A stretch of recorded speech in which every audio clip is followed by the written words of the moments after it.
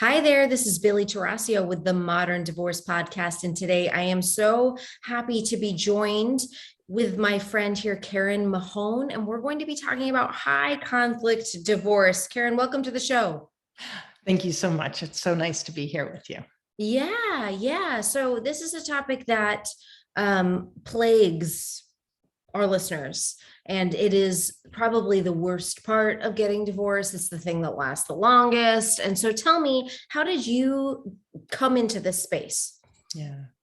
I back in 2006, my divorce was finalized and it was very long. It was 3.5 years in the courts. And when I sat my children down, they were 4 and 6 when I told them that I'd be leaving dad. And mine was, it was very long. It was very painful. It was very scary. It was very high conflict.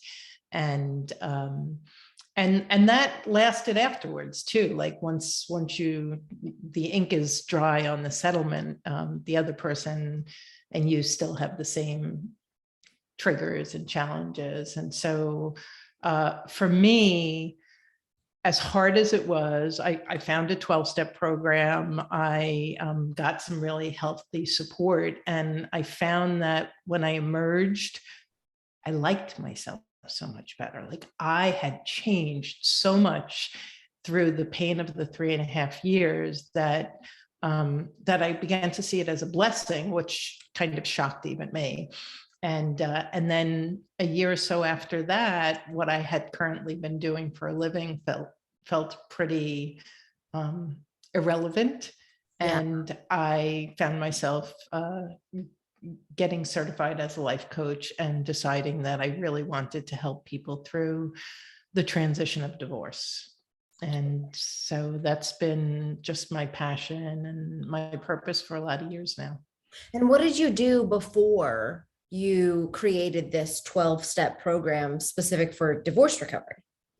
Yeah, so I mean, I've had many careers. When I was married, my ex-husband was in the printing industry, and so I found myself selling printing, and then I was selling real estate, and I was doing all these different things. And when you go through such a transformative transition, what I found with my clients too is you really begin to evaluate all of your relationships, your career, your values. And so I find that as multi-tiered as the transition of divorces, it also touches on areas that seem to be outside of your marriage and divorce, because when you change, everything begins to change. Right. Yeah, that's so true. So let's talk for a minute about your high conflict divorce. What made it high conflict? What made it last so long? Yeah. So, it's funny because when you work with people who believe they're married to someone with a personality disorder, the person with the personality disorder tends not to go to the psychologist to find out if they have a personality disorder. So I think we all kind of tend to make that assumption. My ex-husband definitely was on the bipolar spectrum. He had major anger management issues. I believe he was very much on the narcissistic spectrum. And he was just an angry guy. And so I came from divorce. And I got married late. I was 34 when I got married. And so I knew I never, ever wanted to go through that again. I have my children go through it. And it was a word that was thrown at me all the time. Like whenever we fought, like divorce was like this weapon. Mhm. And then when I was really at my wit's end and seemed to think that there was nothing we could do but divorce, that's when the fighting, like he went before the judge and said I had no grounds and I had to come home and stay with him, and he wanted 100% custody, and he was one of those people who would leave all money and the children on the playing field to win.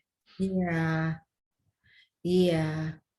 He was so caught up in the fact that you'd left him and wanting to punish you that however he could do so was going to be worth it. Yeah, and I don't even know how conscious people with personality disorders are when they're doing that. I think that, my understanding from the research I've done is they're deeply insecure, they're deeply wounded, and yet their behavior only feeds their wound because they tend to be rather displeasing to be in relationship with. And then when you have children with someone like that, that balance of mommy or daddy does truly love you, they're just not so good at showing love. And I think that for me, that was such an important message, because the way he behaved with me, he ultimately behaved with my children. And I have a saying, like, how you do something is how you do everything. And so once they were no longer lovely and cute and they had attitude and they were teenagers, they started getting the same kind of behavior. And for them to understand the difference between not being loved and being loved in an unhealthy way was really important for me to communicate to them. Ooh, okay, let's take a minute there. The difference between not being loved and being loved in an unhealthy way. Yeah. So you were trying to teach your children that your dad loves you, even though his behavior is unacceptable. He loves you. Yeah, I would say, I know that your father would jump in front of an oncoming vehicle to save your life. I know that with every ounce of my being. And I equally know that when he opens his mouth and he's angry, the pain and the hurt that is inflicted is brutal. And so how do you hold that space? And so many of my clients, I think it's so heartbreaking to think that your spouse never loved you, your parent never loved you. And I think it's very untrue in the Right. vast majority of cases. Yeah. And for me, one of my final steps in deciding to get divorced was, after a couple of marriage counselors, was, this man loves me probably as much as he's loved anyone, and I deserve to be loved in a very different way. And so I need to leave. Yeah. Yeah. Yeah. I think what you're describing is going to ring true for so many people. And I also think it's important that we go back to one of the other things you just said. So many times people who are now learning about narcissistic personality disorder will say things like, he or she is just not capable of loving. And that is not your perspective. Yeah, I think, you can look at, even, let's pull back from the narcissist, addicts, alcoholics. There's so many things, situations that people find themselves in where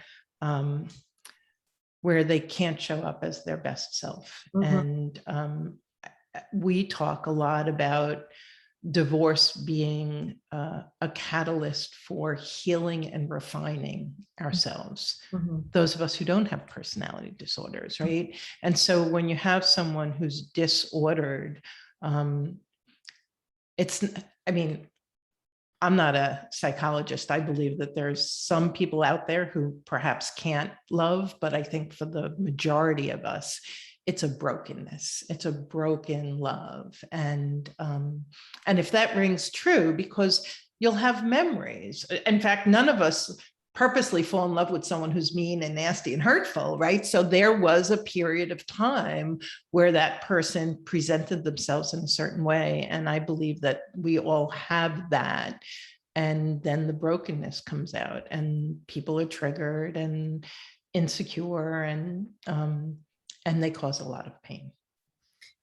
So let's talk about that period of time when you're going through divorce and you're post-divorce and you're having a lot of interactions. You're having a lot of interactions. Both of you are heightened, wounded, not at your best self. What are some tips for getting through that period of time and those interactions? Yeah, so I think the first thing is, when your divorce is, when you're going through a divorce, and especially a high conflict divorce, it is like being on a battlefield. We're all armored up, we're ready, we've got the fiery darts. And so I think the first thing is to notice your armor um, and to let it go. Right now you have your settlement. There's no more fighting over time and what have you. Not that there's no more fighting. We know that there's plenty of that can happen.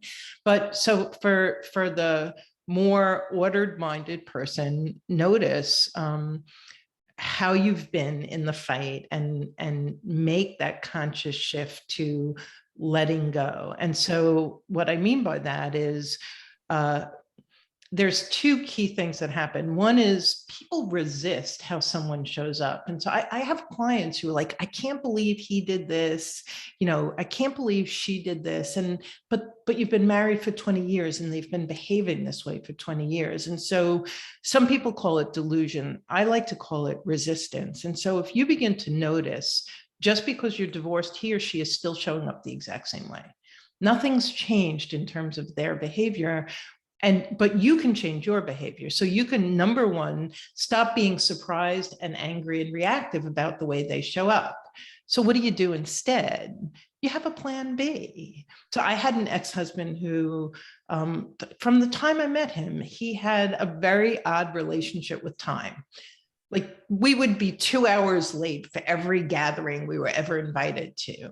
So post-divorce, I found myself being angry with him when he was late picking up the kids. Well, how about it's dad time? Dad time always runs 30 to 90 minutes off of the rest of our time. Maybe we can plan for that.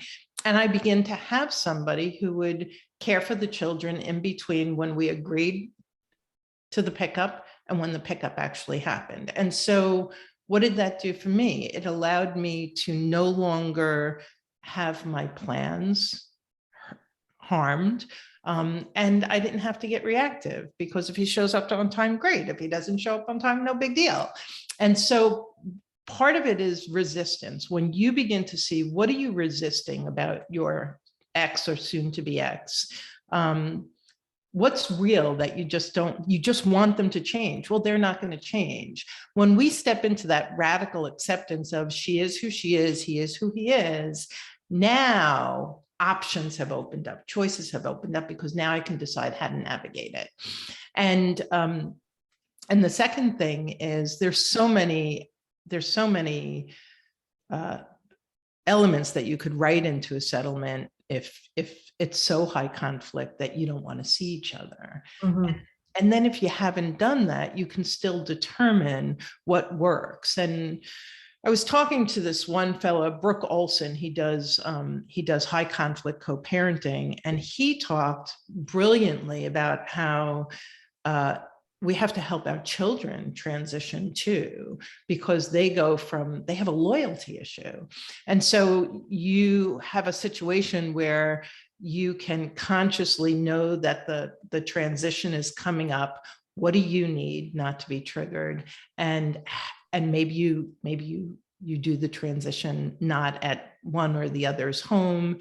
Maybe you have your children have some time to kind of just disconnect and be a little less close to you or connected to you, so that when they go, they're ready for that transition. There's so many tools and tactics we can use to help the kids and to help ourselves minimize conflict. And most importantly, how important is it?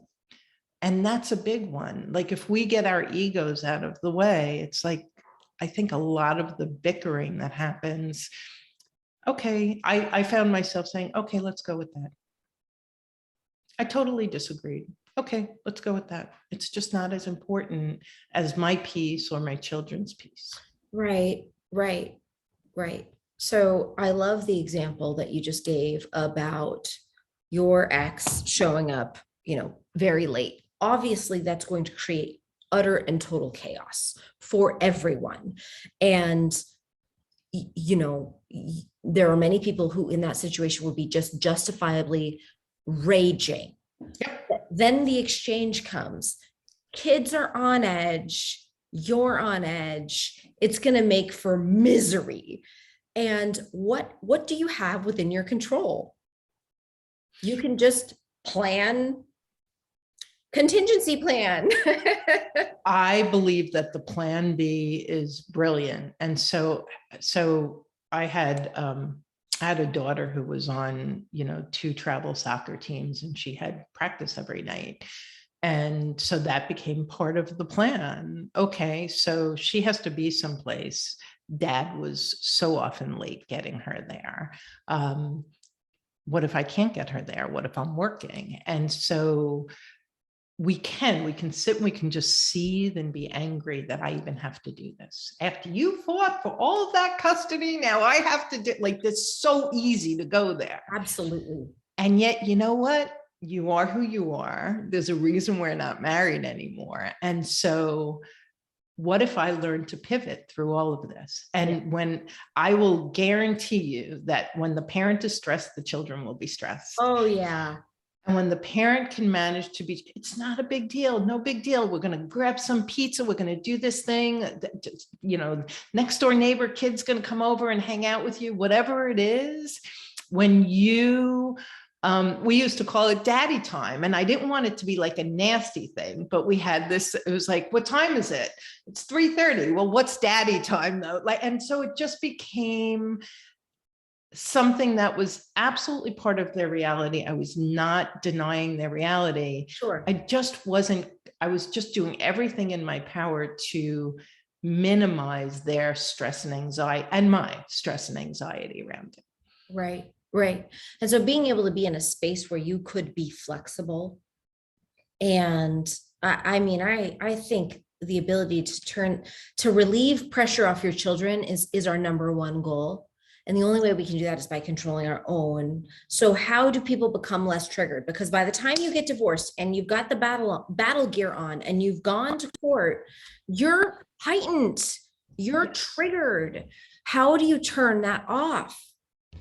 Yeah, and that's a great question. And I think that if you walk away from your divorce with nothing other than being a whole lot less triggered than you were before you entered the divorce has done a beautiful job for you in that way.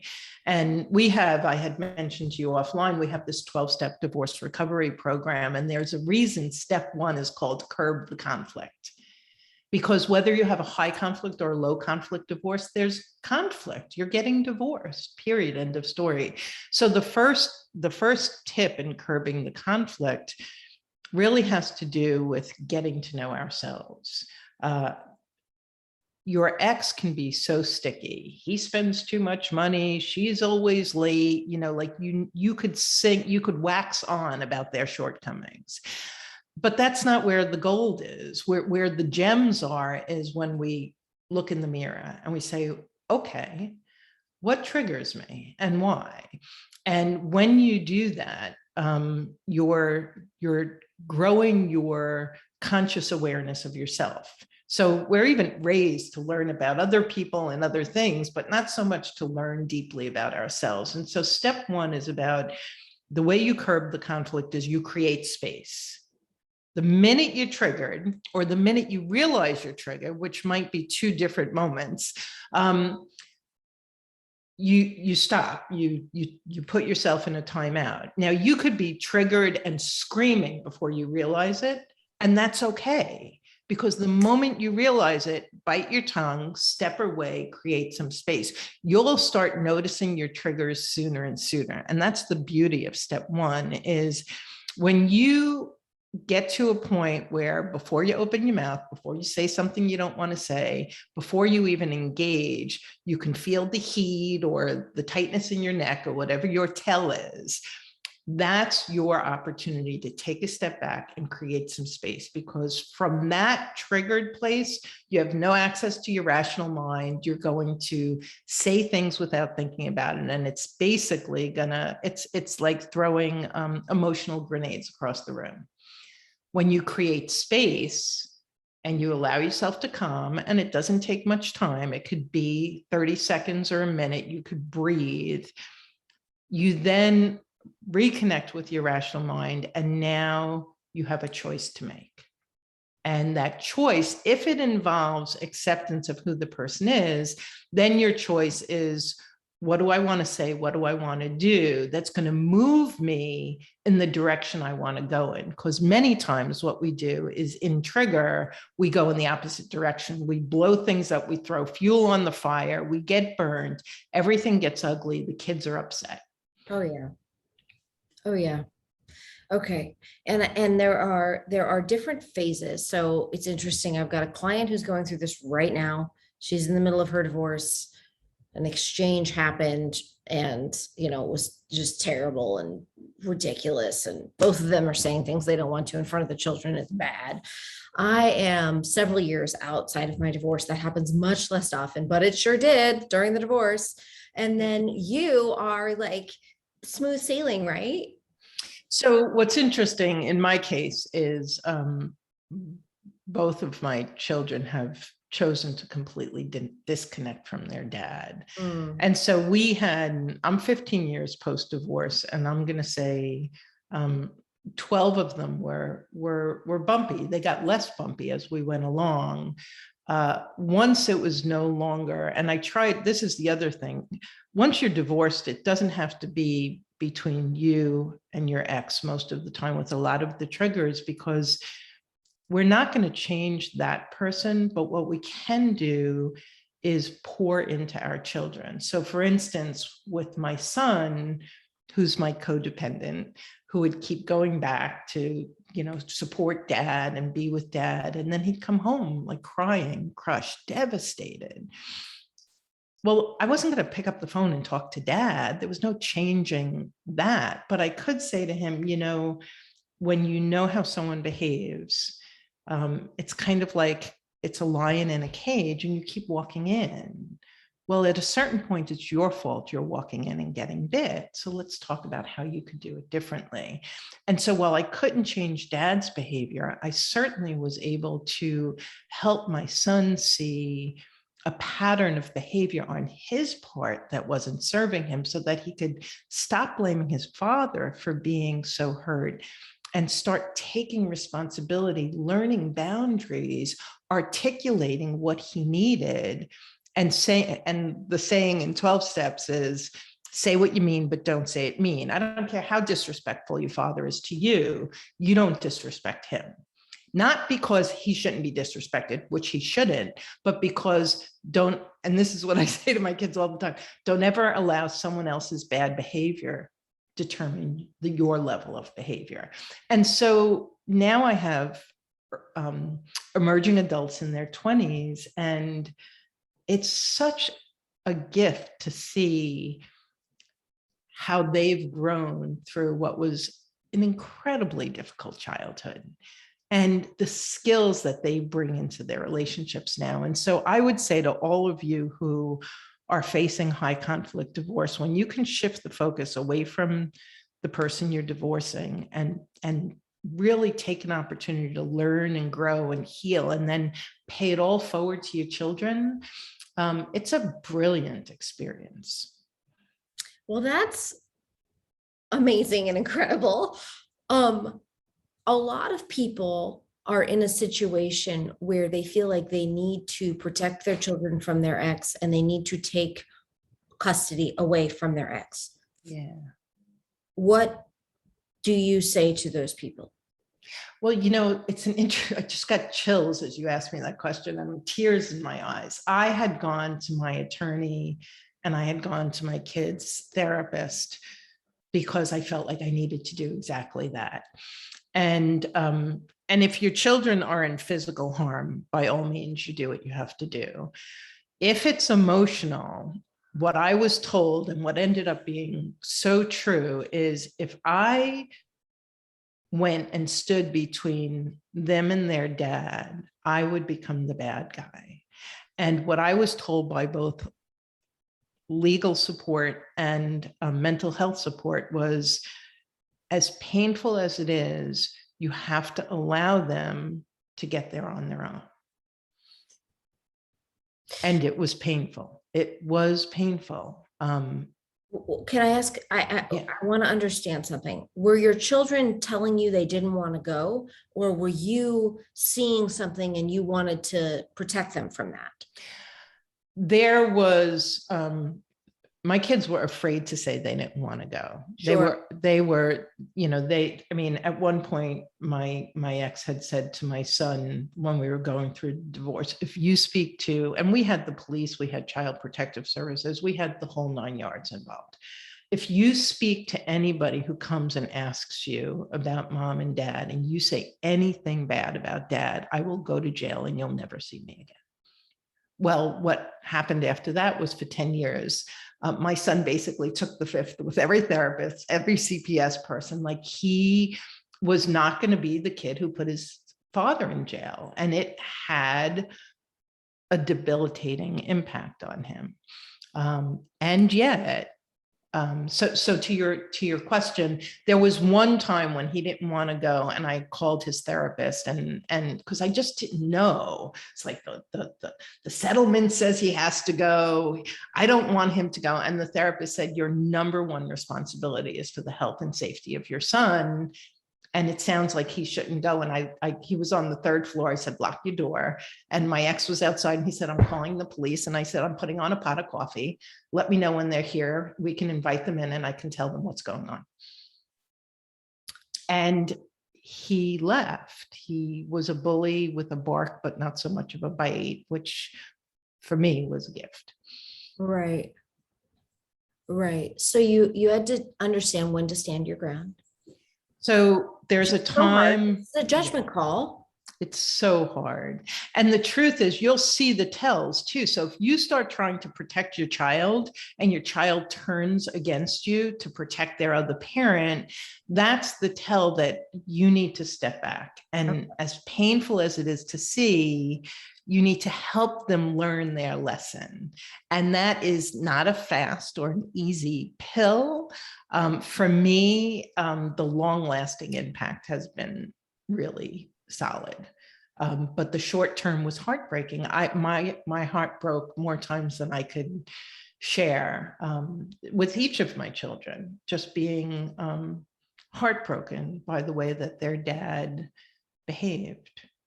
Okay. So you were in a situation where you were sending your very young children into emotional warfare. They were being emotionally abused. You thought they were physically safe. Yep. But they were emotionally being abused. Now, many people feel like that is the worst type of abuse. It's far worse than physical abuse, and you have to figure out how to protect your children. You said the only way to protect my children is to arm them with the skills to protect themselves, even when they are being hit with emotional warfare. Yeah, my daughter was like 7 years old, and they had cell phones, which at first I was opposed, but then it was better for me to be able to talk to them without talking to him. So, and she would call me and from dad's house, and we would talk through it. Let's go to a quiet place, and I'd help her breathe. And what do you want to say to daddy? And he's not going to listen to me. And well, I would say to her, it's more important for you to speak your truth, and don't worry about the outcome, whether or not he hears you. But he's going to yell at me. Well, baby, he always yells at you. So if he yells at you one more time, how hard is that going to be? And so just, I mean, again, get off the phone, cry, heartbroken, sad, but knowing that the greatest power I had was to teach them so much that I didn't know, to both help them through their current day and also hopefully help them find healthy love when they got older.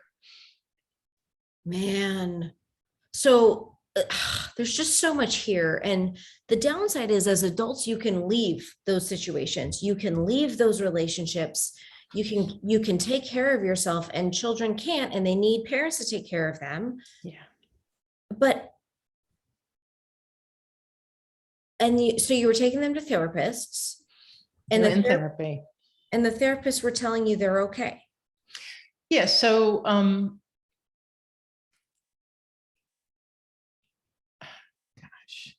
I'm not going to say that. I think it's very hard.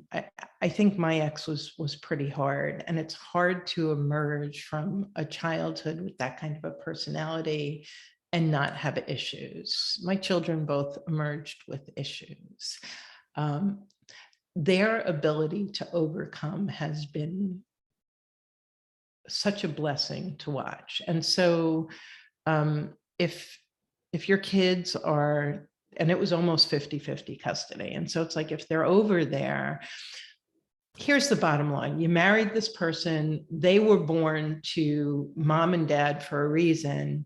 And the good thing is you're not under the same roof, so that you can get healthy and they can experience two very different households. Yeah. And so they're going to make a judgment call. And I believe that we all are drawn to love. So my ex was like Daddy Disney in the beginning, and he had money I didn't have.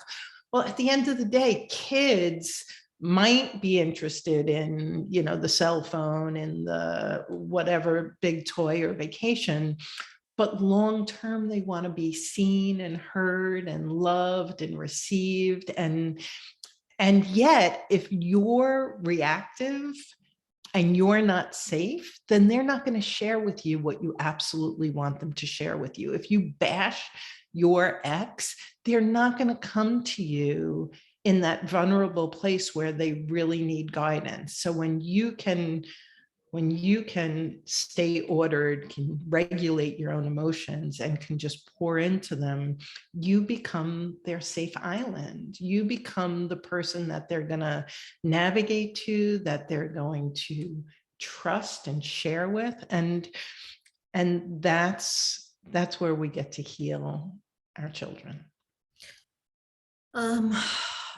Did you ever feel like you should reach out to your ex and put him on notice that certain behaviors that he was doing was unacceptable? I did have conversations. I had many conversations.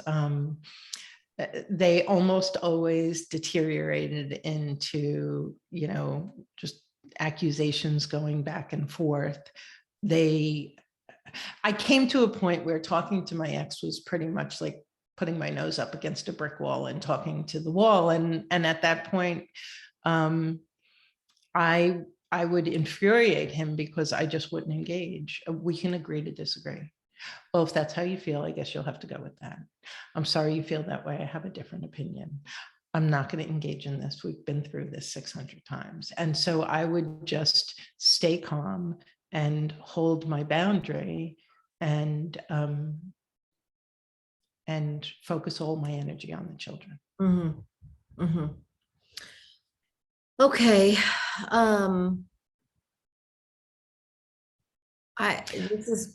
Go ahead. I think that one other thing I'd like to say is, you know, I kind of, I talk about some of the things we recover from. So I'm a recovering perfectionist. I'm a recovering people pleaser. I'm a recovering codependent. I find those three kind of are very intertwined. I call them the triplets. And when you're attracted to someone with a personality disorder, oftentimes you have one or all of those. And so what happens is our children go one way or the other as well. And so we're talking a lot about the kids today. I feel like there's so much that comes out of the pain of divorce that can break generational chains and really help heal not only ourselves, but our children, and therefore our grandchildren and our great-grandchildren. And I believe that that's part of our responsibility, that and if there's two healthy people coming out of the divorce, awesome. If it's high conflict and you're the one, that's your responsibility. And so we have to pull ourselves up by our, you know, big girl panties or bootstraps and focus on the long game, because that's where big change can happen. The long game. Okay, let's talk about these 12 steps. Let's talk about how you work with people. Is it in groups? Is it individually? How do you work with people who are going through this? Yeah, thanks so much for asking. So my company is Journey Beyond Divorce, and we have a team. I've got a team of 4 coaches and myself. So we primarily coach people one-on-one across the English-speaking world, certainly across the pond. And we do have groups, and our 12-step program was created so that no matter what your financial situation, even if you're really struggling, you could afford this. And the 12 steps really were born out of me and my business partner, Lisa Brick. After the first 4 or 5 years, we started saying, what are all of the common emotional obstacles that most of our clients face? And so I'll just run through. Curbing the conflict, which is about triggering, is step one. We have 2 steps on emotions, and especially in America, where it's like, pull yourself up by your bootstraps and have a tough skin. Well, that's not true. It's like there's such a loss. There are actually so many losses in divorce. So we have 2 steps that talk about feeling to heal and grieving well, which is vital if you're going to have healthy relationships with your kids or another person intimately.